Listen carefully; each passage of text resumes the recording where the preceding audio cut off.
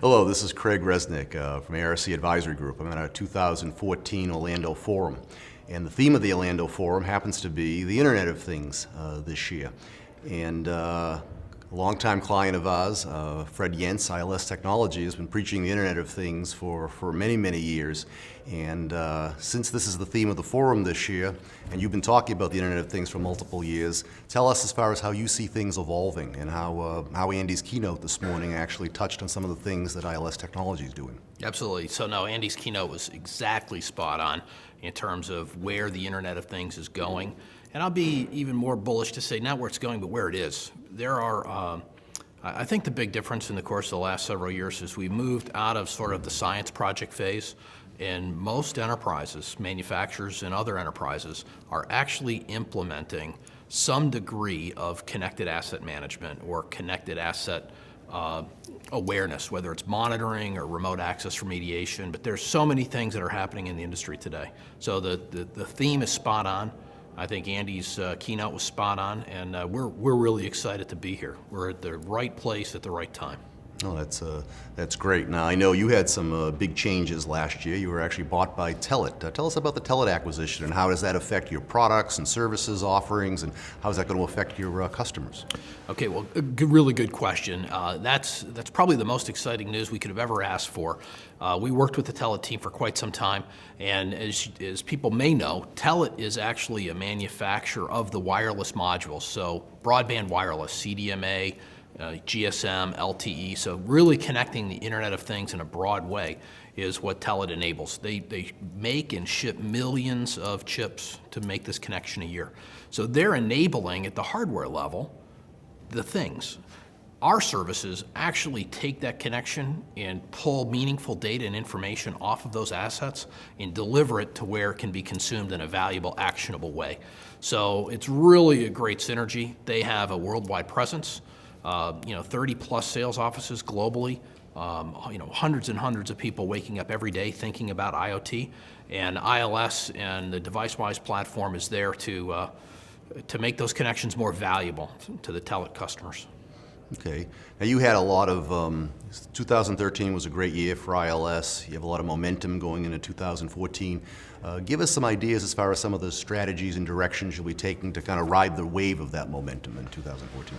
So a couple of things that are very, very meaningful. So as you know, Craig, we go to market predominantly through an OEM style relationship. Very large companies and service providers create services using our technology. We're moving very, very aggressively into the mobile network operator space where our solution is actually deployed inside of the network operator. A great example of that last fall was our announcement with Belgacom. And we have more of those kinds of things underway. So that gives us the reach. The other really exciting thing that's going to happen is at the end of this month, we're going to be making some platform announcements, really upgrading and making some changes with the DeviceWise platform to give it a more data at rest model, which means it's going to be more synergistic to the developer community. We've traditionally worked with the enterprises. This is going to give us a lot more reach down to the kind of the lower end of the market where the innovators are also playing. Okay. Now we've seen a lot of major industrial companies talk about the Internet of Things.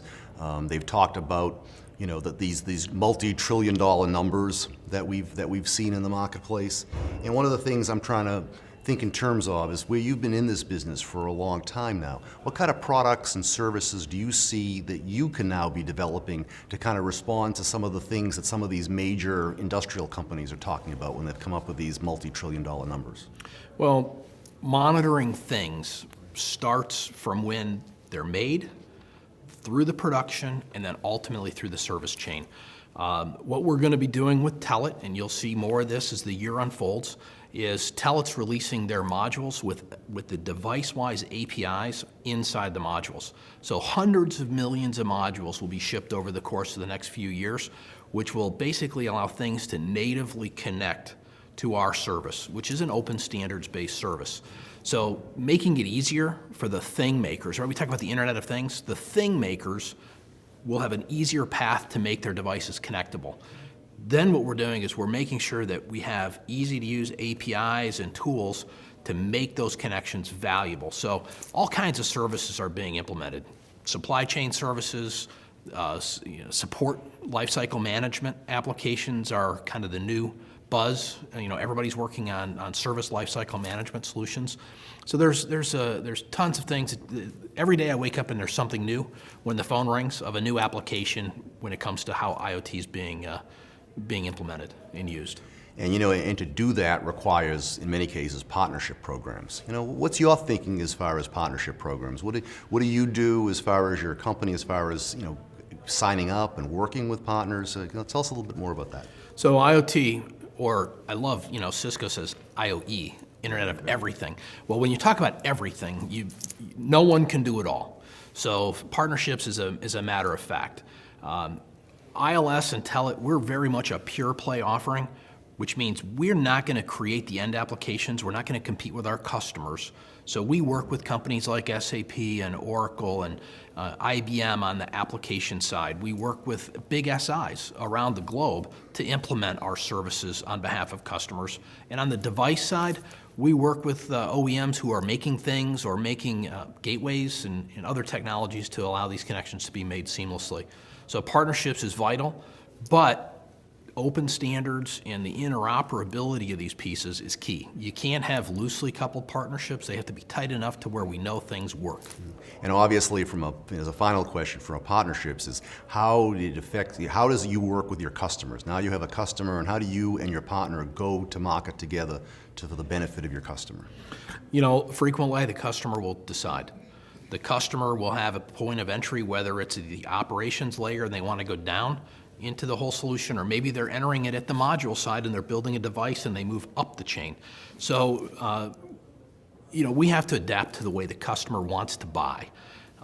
We don't have a quote-unquote set model. We give the customer the opportunity to basically procure our services through a CapEx subscription model, and we give our customers the opportunity to procure an OEM, the solution as well. So flexibility is really, I think, the key.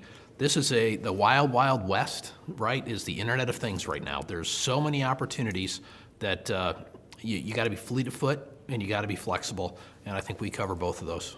Well, I can't wait to talk to you next year and find out how 2014 went. It's going to sound like it's going to be very exciting. It's going to be an amazing story. Thanks so much, Fred. Thank you. And thank you. This is Craig Resnick, ARC Advisory Group, coming to you from the 2014 Orlando Forum. Have a great day.